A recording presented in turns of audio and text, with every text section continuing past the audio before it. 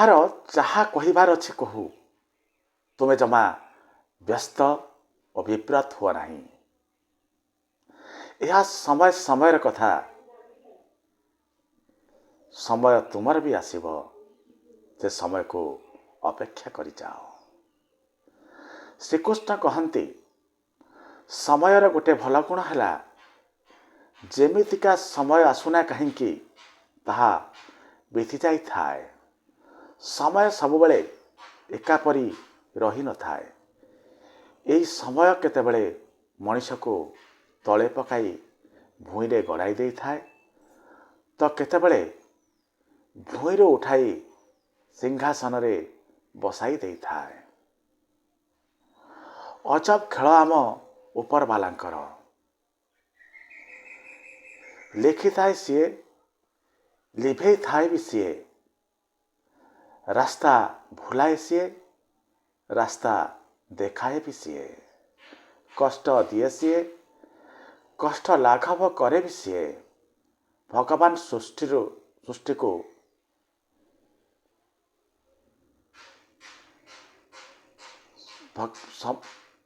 ଜୀବନର ମୁସ୍କିଲ ସମୟରେ ଆମେ ମୁସ୍କିଲ ସମୟକୁ ଡରିଥାନ୍ତି ସିନା, ତଥାପି ଆମେ ସାଧନା ଦ୍ୱାରା ସେ ମୁସ୍କିଲ ସମୟରୁ ଉପରକୁ ଉଠାଇ ଯାଇଥାନ୍ତି। ସମୟ ଏପରି ଏକ ଲେଖା, ଯାହା ଲିଭେଇଲେ ଲିଭେ ନାହିଁ, ଯାହା ଭୁଲିବାକୁ ଚାହିଁଲେ ବି ଭୁଲି ହୁଏ ନାହିଁ, ତଥାପି ସହିବାକୁ ପଡ଼ିବ। ଭାଗ୍ୟରେ ଖେଳ ବୁଝିବା ବହୁତ କଷ୍ଟ।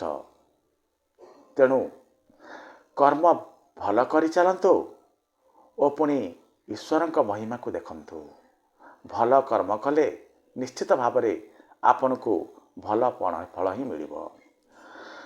ମୌକା ସମସ୍ତଙ୍କ ପାଇଁ ଆସେ, ସମୟ ସମସ୍ତଙ୍କର ଆସେ, ମାତ୍ର କେହି ତା ପୂର୍ବରୁ ଭାଙ୍ଗିଯାଏ ତ କିଏ ବରଦାସ୍ତ କରି ମନ ଦୁଃଖ ନ କରି ଭଲ ସମୟର ଅପେକ୍ଷା କରି ଭଲ ସମୟ ଆସିଲା ପରେ ତାକୁ ଉପଭୋଗ କରିଥାଏ। ଦୁଃଖ ନଥିଲେ ଖୁସିର କିଛି ମୂଲ୍ୟ ନଥାନ୍ତା। ଯାହା ଚାହିଁଲେ ଯଦି ସବୁ କିଛି ମିଳିଯାଉଥାନ୍ତା, ତେବେ ଉପରବାଲାର ମହତ୍ଵ ନଥାନ୍ତା। କର୍ମର ପୁଟୁଳି ବାନ୍ଧି ମଣିଷ ସଂସାରରେ ଘୁରି ବୁଲୁଥାଏ। ସେ ଯେମିତି କର୍ମ କରେ ତାକୁ ସେହି ପ୍ରକାର ଫଳ ହିଁ ମିଳିଥାଏ। ଭାଗ୍ୟ ପରିଶ୍ରମ ଦ୍ୱାରା ବଦଳିଥାଏ। ଯାହା ଆପଣଙ୍କ ପାଖରେ ନାହିଁ ତାରି ବିଷୟରେ କେବଳ ଭାବିଲେ କିଛି ମିଳିବାର ପ୍ରଶ୍ନ ଉଠେ ନାହିଁ। ଗୋଟିଏ ସ୍ୱପ୍ନ ଭାଙ୍ଗିଲା ପରେ ଆଉ ଗୋଟିଏ ସ୍ୱପ୍ନ ଦେଖିବାର ସାହସର ନାଁ ହେଲା ଜୀବନ। ଯେତେବେଳେ କୌଣସି ଦୁଃଖର କିଛି ସମାଧାନ ଆପଣଙ୍କ ପାଖରେ ନାହିଁ, ତେବେ ବୁଝିଯାଆନ୍ତୁ ତାର ସମାଧାନ ନିଶ୍ଚିତ ଭାବରେ ସମୟ ହିଁ କରି ଚାଲିଯିବ। ଖାଇଲେ ପିଇଲେ ଦେହ ଲାଗିବ, ସାଥିରେ ଚାଲିଲେ ଦୋସ୍ତି ବଢ଼ିବ, ଧନ ଘର ପର୍ଯ୍ୟନ୍ତ ସାଙ୍ଗରେ ଯିବ, ପରିବାର ଶ୍ମଶାନ ପର୍ଯ୍ୟନ୍ତ ସାଙ୍ଗରେ ଯିବେ, ମାତ୍ର ତୁମର ଭଲ କର୍ମ ଜନ୍ମ ଜନ୍ମାନ୍ତର ପର୍ଯ୍ୟନ୍ତ ତୁମ ସାଙ୍ଗରେ ଯିବ। ତେଣୁ ଭଲ କର୍ମ କରିବାକୁ ପଛାଅ ନାହିଁ। ଜୀବନରେ ଗର୍ବ କେତେବେଳେ କର ନାହିଁ, ଭାଗ୍ୟ ବଦଳି ଚାଲିଥାଏ। ଦର୍ପଣ ସେଇଆ ଥାଏ, ମାତ୍ର ପ୍ରତିଛବି ବାରମ୍ବାର ବଦଳି ଚାଲିଥାଏ। କେହି ଜଣେ ପଚାରିଲା, ଯେତେବେଳେ ପ୍ରତି ଜାଗାରେ ଭଗବାନ ଅଛନ୍ତି, ଲୋକ ମନ୍ଦିର କାହିଁକି ଯାଉଛନ୍ତି? ବହୁତ ସୁନ୍ଦର ଜବାବ ମିଳିଲା। ପବନ ତ ଖରାରେ ବସି ମିଳେ, ମାତ୍ର ଗଛର ଛାଇରେ ବସି ପବନର ମଜା ନେବାକୁ ଆନନ୍ଦ ଲାଗିଥାଏ। ଯେମିତି ଭଗବାନ ସବୁଠି ଅଛନ୍ତି, ମାତ୍ର ମନ୍ଦିରରେ ବସି ଭଗବାନଙ୍କୁ ଡାକିଲେ ତାର ମହତ୍ଵ ବଢ଼ିଯାଏ। ବେରୋଜଗାର ଜୀବନ ନର୍କର ସମାନ ଅଟେ। ନା ଇଜ୍ଜତ, ନା ସମ୍ମାନ, ନା ପଇସା, ନା ବ୍ୟବହାର କିଛି ଥାଏ। ଭଗବାନ କହନ୍ତି ଯଦି ହାନି ହୋଇଛି ତ ବ୍ୟସ୍ତ ହୁଅ ନାହିଁ, ନିଶ୍ଚିତ ଭାବରେ ଭବିଷ୍ୟତରେ ଲାଭ ବି ତୁମର ହେବ। ଯଦି ତୁମ ସହିତ ଛଳ ହୋଇଛି ତେବେ ଭବିଷ୍ୟତରେ ତାର ହିସାବ ମଧ୍ୟ ହେବ। ଜିତେ ସିଏ ଯିଏ ହାରିଲା ପରେ ମଧ୍ୟ ହାର ମାନେ ନାହିଁ। ସମୟ ନାଲି ଆଖିକୁ ଡରେ ନାହିଁ। ଭଗବାନଙ୍କୁ ମାଗିବାର ଅଛି ତ ସଦ୍ବୁଦ୍ଧି ମାଗ। ଏଇ ସଦ୍ବୁଦ୍ଧି ଟିକକ ତୁମେ ପାଇଗଲେ ଅନ୍ୟ ସବୁ ଆପେ ଆପେ ତୁମକୁ ମିଳିଯିବ। କୌଣସି କାମ କରିବା ପୂର୍ବରୁ ନିଜକୁ ଥରେ ପଚାରି ନିଅନ୍ତୁ, ମୁଁ ଏ କାମ କାହିଁକି କରୁଛି? ଏ କାମ କରିବା ପଛରେ ମୋର ଇଣ୍ଟେନସନ୍ କ'ଣ ଅଛି? ଯଦି ଏ କାହିଁକି ଆଉ ଆପଣ ଇଣ୍ଟେନସନ୍କୁ ଜାଣିଗଲେ ତାହେଲେ ଆପଣ ନିଶ୍ଚିତ ସଫଳ ହେବେ। ଆପଣ ସଫଳ ହେବାକୁ କେହି ବି ଅଟକାଇ ପାରିବେ ନାହିଁ। ଧୈର୍ଯ୍ୟ ଏମିତି ଗଛ ଯାହାର ଚେର ପିତା ହେଲେ ମଧ୍ୟ ତାର ଫଳ ସବୁବେଳେ ମିଠା। ସମୟ ସମୟରେ ନିଜକୁ ବଦଳାଇବାକୁ ଚେଷ୍ଟା କର, କାରଣ ସବୁବେଳେ ରାସ୍ତା ବଦଳାଇବା ସମ୍ଭବ ହୋଇନଥାଏ। ହୃଦୟ ସେମାନେ ଭାଙ୍ଗନ୍ତି ଯାହାଙ୍କୁ ଯୋଡ଼ିବା ଜଣା ନଥାଏ। ଖରାପ ସମୟରେ ସାଥ ଦେଇଥିବା ଲୋକକୁ ସର୍ବଦା ଭଲ ସମୟରେ ଅଣଦେଖା କରାଯାଇଥାଏ, ପ୍ରତ୍ୟାଖ୍ୟାନ କରାଯାଇଥାଏ। ମୁଁ ନିଜେ ପରା ଦେଖିଛି। ଅନ୍ଧ ଲୋକଟିଏ ଯେତେବେଳେ ତା ଆଖିକୁ ଦେଖାଗଲା, ପ୍ରଥମେ ସେ ପରିତ୍ୟାଗ କଲା କାହାକୁ ଜାଣିଛନ୍ତି? ତାର ଅତି ପ୍ରିୟ ସେ ବାଡ଼ିକୁ, ଯେଉଁ ବାଡ଼ି ଅତୀତରେ ତାର ସବୁ ସମୟରେ ସବୁ ଜାଗାରେ ସାଥ ଲିଭାଇଥିଲା।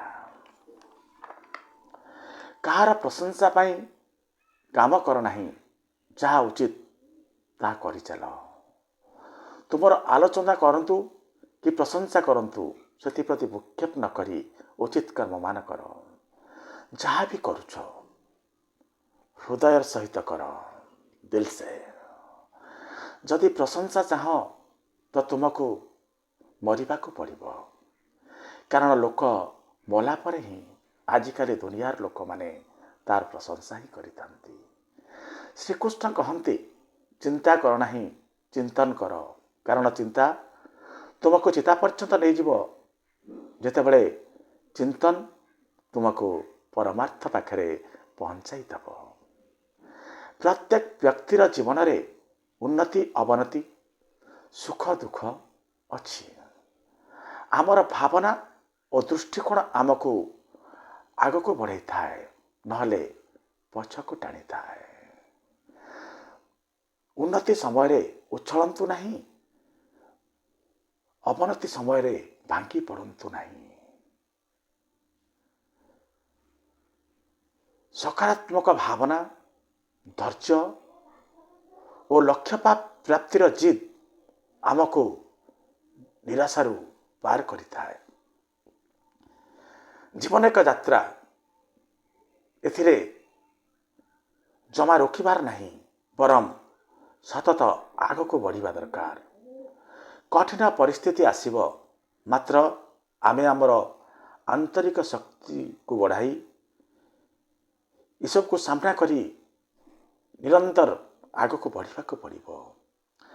ନିରାଶା ଏକ କ୍ଷଣିକ ସ୍ଥିତି, ଏହାକୁ ତୁମର ପରିଚୟ ବନିବାକୁ କେବେ ବି ଦିଅ ନାହିଁ। ଚିନ୍ତା ଆମର ମାନସିକ ଶକ୍ତିକୁ କମାଏ, ଆମକୁ ରୋଗିଣା କରିଦିଏ, ଆମକୁ ଦୁର୍ବଳ କରେ। ତେଣୁ ଚିନ୍ତାକୁ ନିୟନ୍ତ୍ରଣ କରନ୍ତୁ। ଯଦି ପାରୁଛନ୍ତି ଚିନ୍ତାମୁକ୍ତ ହୋଇଯାଆନ୍ତୁ। ସକାରାତ୍ମକକୁ ବଢ଼ାନ୍ତୁ। ଚିନ୍ତନ ଓ ଆତ୍ମବିଶ୍ୱାସ ଦ୍ୱାରା ନିଜକୁ ସଜାଡ଼ି ଆପଣ ଆଗକୁ ବଢ଼ିପାରିବେ। ଭଗବାନ ଶ୍ରୀକୃଷ୍ଣ କହନ୍ତି ଜୀବନକୁ ସକାରାତ୍ମକ ଭାବେ ଜୀଇବା ଉଚିତ। ଜୀବନକୁ କେବେ ନକାରାତ୍ମକରେ ଭରିଦେବା ଆଦୌ ଉଚିତ ନୁହଁ। ପ୍ରତ୍ୟେକ ସକାଳକୁ ନୂଆ ପ୍ରାରମ୍ଭ ଭାବ। ଯାହା ଘଟିଯାଇଛି ତା ଉପରେ ତର୍ଜମା ପର୍ଯ୍ୟାଲୋଚନା ନ କରି ବରଂ ଯେଉଁ ସକାଳ ଆସିଲା ତାକୁ ସ୍ୱାଗତ କର ଏବଂ ସକାଳଠୁ ହିଁ ନୂଆ କାମ ଆରମ୍ଭ କର। ତୁମ ଭିତରେ ଯେଉଁ ଶକ୍ତି ଅଛି ତାହା ଯେକୌଣସି ଆହ୍ୱାନକୁ ସାମ୍ନା କରିବାର ସାମର୍ଥ୍ୟ ରଖେ। ତେଣୁ ହସୁଥାଅ, ସମସ୍ତ ଚ୍ୟାଲେଞ୍ଜକୁ ସାମ୍ନା କରୁଥାଅ ଏବଂ ଆଗକୁ ବଢ଼ୁଥାଅ। ଈଶ୍ୱର ଯାହାକୁ ଉପରେ ପହଞ୍ଚାଇବାକୁ ଚାହାନ୍ତି ତାକୁ ଅଧିକ କଷ୍ଟ ଓ ଦୁଃଖ ଦେଇଥାନ୍ତି, ଯାହାଦ୍ୱାରା କି ସେ ଏ ଦୁଃଖ କଷ୍ଟକୁ ସହି ନିଜ ଲକ୍ଷ୍ୟରେ ପହଞ୍ଚି ପାରିବ।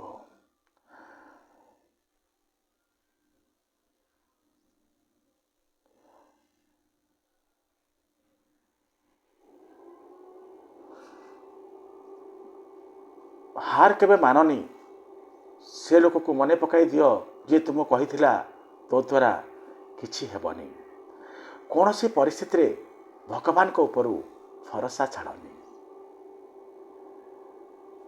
ଶୀତ ଗଛରେ ଶୋଇଥିବା ପକ୍ଷୀମାନଙ୍କୁ ତଳେ ପଡ଼ିବାକୁ ଯେଉଁ ପରମାତ୍ମା ଦିଅନ୍ତି ନାହିଁ, ତୁମକୁ କିପରି ପଡ଼ିବାକୁ ଦେବେ?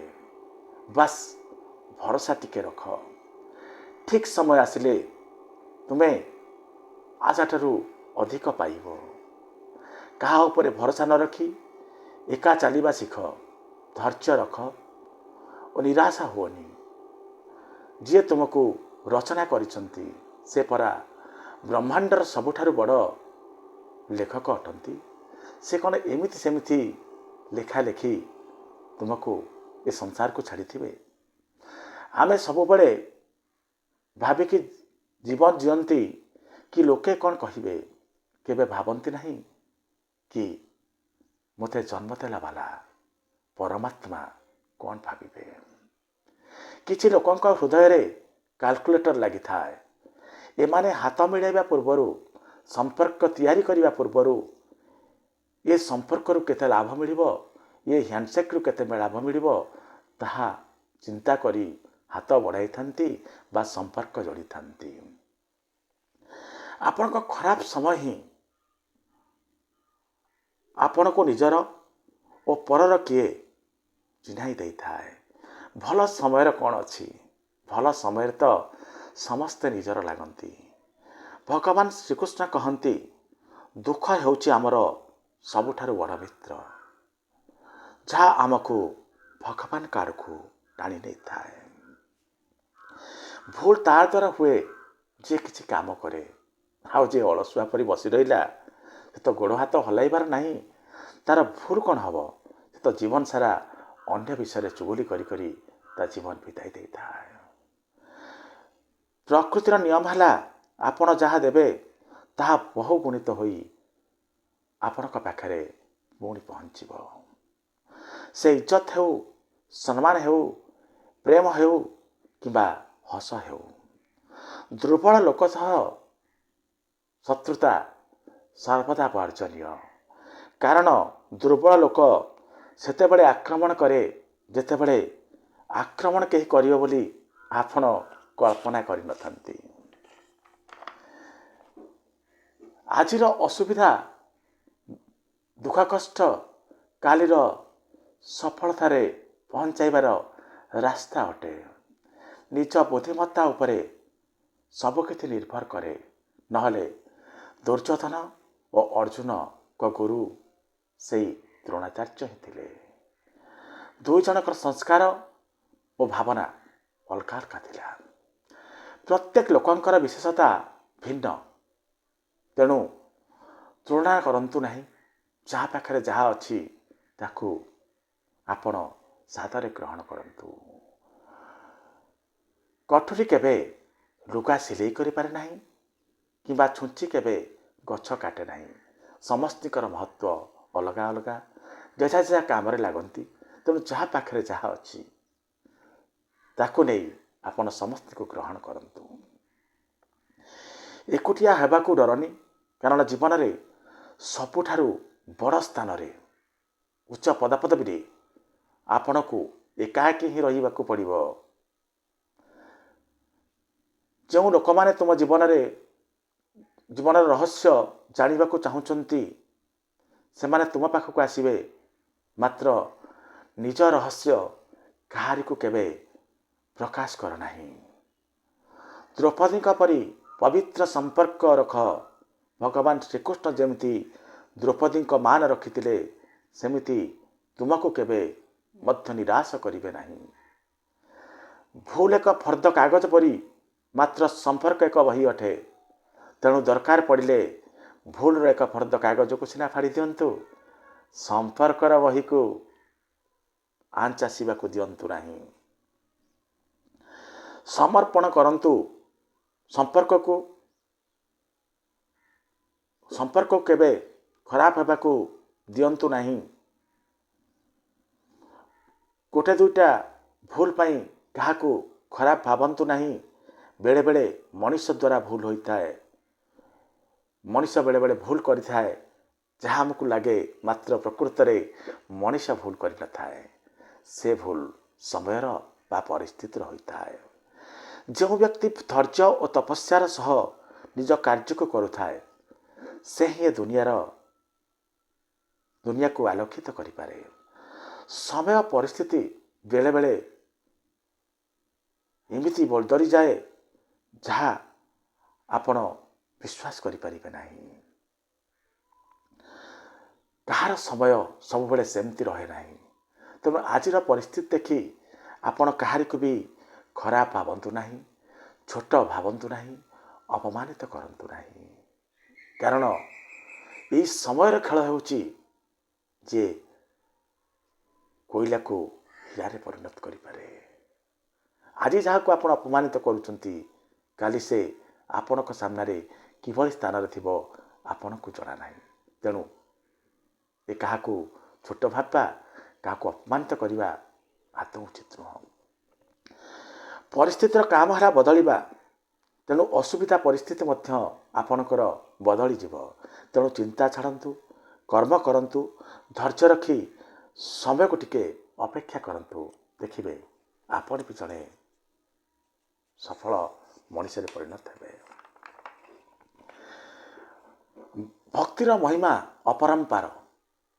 ସୁଦାମାଙ୍କ ପାଖରେ ଭୌତିକ ସମ୍ପତ୍ତି ନଥିଲା, ମାତ୍ର ପାଖରେ ଥିବା ଭକ୍ତିର ତାକତ ପାଇଁ ତ ଭଗବାନ ଶ୍ରୀକୃଷ୍ଣ ତାଙ୍କ ପାଦ ଧୋଇବାକୁ ବାଧ୍ୟ ହୋଇଥିଲେ। ଯାହାକୁ ଧୋକା ଖାଇଲା ପରେ ମଧ୍ୟ ସତ୍ ଓ ଭଲ କର୍ମ କରିବା ଜଣା, ସେହି ଭଗବାନଙ୍କର ପ୍ରିୟ ଓ ତାର ବିଜୟ ନିଶ୍ଚିତ ହୋଇଥାଏ। ସଂସ୍କାରର ମୂଲ୍ୟ ଆମ ଜୀବନରେ ବହୁତ ଅଧିକା।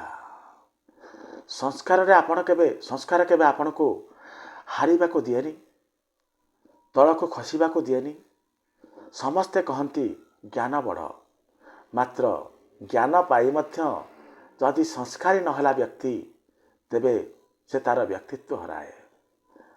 ସଂସ୍କାରକୁ ମାନ ଏବଂ ସଂସ୍କାରୀ ହୁଅ। ମାନବୀୟ ଭାବନାରେ ଉଦ୍ଭୂତ ହୁଅ।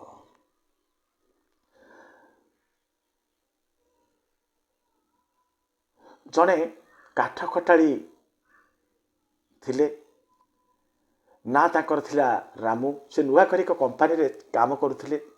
ଏ କମ୍ପାନୀରେ ଚାକିରି କରିବାର 5 ବର୍ଷ ବିତିଗଲା ପରେ ମଧ୍ୟ ତାଙ୍କର ଦରମା ବଢ଼ୁନଥିଲା। କାମ ହେଲା ଗଛ କାଟିବା। ଏହାର କିଛି ଦିନ ପରେ ଆଉ ଜଣେ ବ୍ୟକ୍ତି ଆସି ପହଞ୍ଚିଲେ ସେଇ କମ୍ପାନୀରେ। ତାଙ୍କ ନାଁ ହେଲା ମନୁ। ଏ ମନୁ ଅଳ୍ପ ଦିନ କାମ କରିଛନ୍ତି କି ନାହିଁ, ସେଇ ସମାନ କାମ, ଏଇ ଗଛ କାଟିବା। ତାଙ୍କର ପ୍ରମୋସନ୍ ହୋଇଗଲା। ଏ କଥାକୁ ରାମୁ ହଜମ କରିପାରିଲା ନାହିଁ। ରାମୁ ମନରେ ବିଦ୍ରୋହର ବହ୍ନି ଜଳିଲା। ଯେ ଏ କମ୍ପାନୀରେ ମୁଁ ହେଲି ପୁରୁଣା ଲୋକ, ମୋର ଅଭିଜ୍ଞତା 5 ବର୍ଷର। ଇଏ ମନୁ କାଲି ଆସିଲା, ଆଉ ଆଜି ତାର ଦରମା ଏମଡି ବଢ଼େଇ ଦେଲେ। ଗଲା ସିଧା ଏମଡିଙ୍କ ପାଖକୁ। ଏମଡିଙ୍କ ପାଖରେ ପହଞ୍ଚି ପଚାରିଲା, ସାର୍ ନମସ୍କାର। କହିଲେ, ସାର୍ ନମସ୍କାର, ମୁଁ ଗୋଟେ ଅଭିଯୋଗ ନେଇ ଆସିଛି। ଏମଡି ପଚାରିଲେ, କୁହ କ'ଣ? ରାମୁ କହିଲା ଯେ ମୋର ଗୋଟେ କଥା ହଜମ ହେଲାନି ଯେ ମୁଁ ଆଜିକି 5 ବର୍ଷ ହେବ ଆପଣଙ୍କ कंपानी रे ये गछ कटा काम नियोजित अच्छी मोर दरमा जो कि त्यों जहाँ थिला सेया आज काली सकाळु से मनु आसी पहुँचला ता दरमा आपण बढ़ाई देले।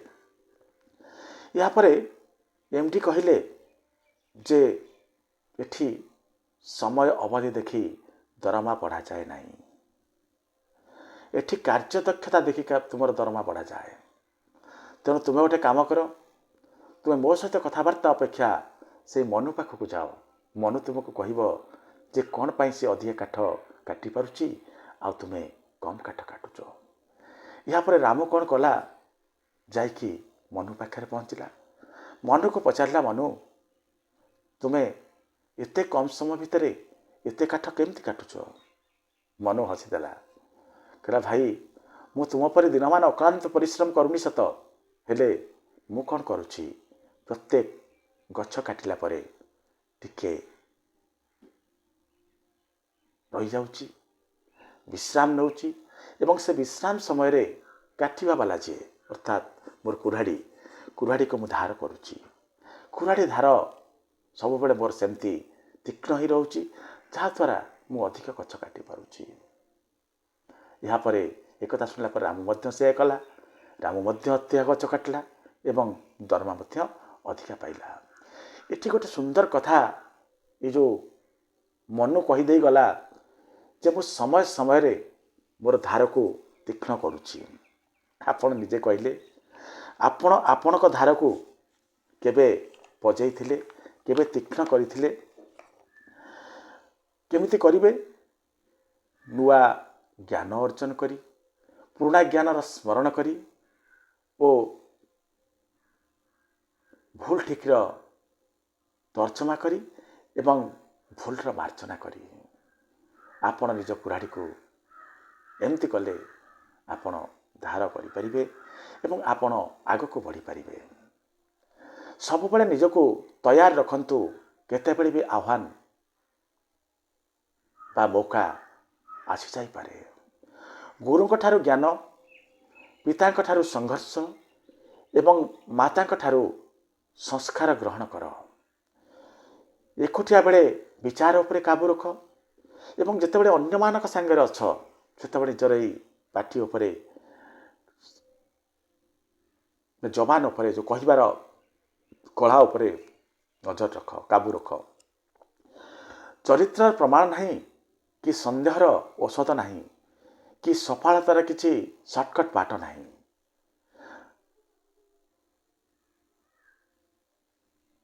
मौन ठारू अधिक को साधन नहीं कि शब्द ठारू तीक्ष्ण को बाण नहीं। प्रत्येक पाख लोक को निज रहस्य को बताओ नहीं, कारण आज जे पाख लोक काली हुए तो से पर हो जाए पारे। निज पाप को तो पापरु तो गंगापत्र भीष्म निजे बंची पारि नथिले, मात्र तुम्हें भावुच बेले बेले गंगारे बुड़ पकाई निज पाप को धोईदेव बोली।